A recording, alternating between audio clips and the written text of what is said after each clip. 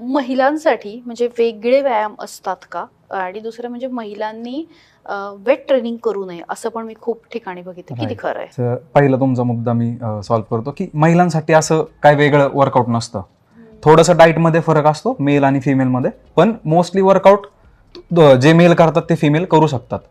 दुसरी गोष्ट आपल्या इथं ज्यावेळेस फिमेलला बॉडी वेट लॉसचा प्रश्न येतो किंवा फॅट लॉसचा प्रश्न येतो, त्यांच्या डोक्यात पहिलं येतं योगा, ठीक आहे, त्यानंतर झुंबा, त्यानंतर कार्डिओ, स्विमिंग, सायकलिंग.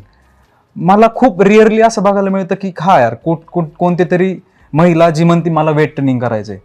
सगळ्यात इम्पॉर्टंट आत्ताच्या काळात सगळ्यात इम्पॉर्टंट वेट ट्रेनिंग आहे. कारण मसल बॉडी बिल्डर्स फक्त जिममध्ये वर्कआउट करतात ही एक मिथ आहे.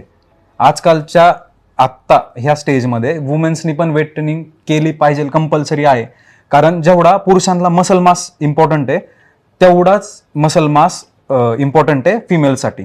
तर ज्यावेळेस फिमेल वेट ट्रेनिंग करायला लागतात त्यावेळेस त्यांचे जे जॉईंट्स पेन होतात, नी पेन होतात, लोअर बॅक पेन होती, परत हात दुखतात. ते का दुखतात? कारण त्याचा कधी उपयोगच नाही केलेला, ते मसलमध्ये स्ट्रेंथच नाही राहिलेली. तर बेसिक गोष्ट ज्यावेळेस तुम्ही वेट ट्रेनिंग करता त्यावेळेस तुम्ही मसल बिल्ड करता. मसल बिल्ड करता याचा अर्थ असा नाही की तुम्ही बॉडी बिल्डर होताय. मसल बिल्ड करता याचा अर्थ असं की तुम्ही स्ट्रेंथ गेन करताय, ठीक आहे.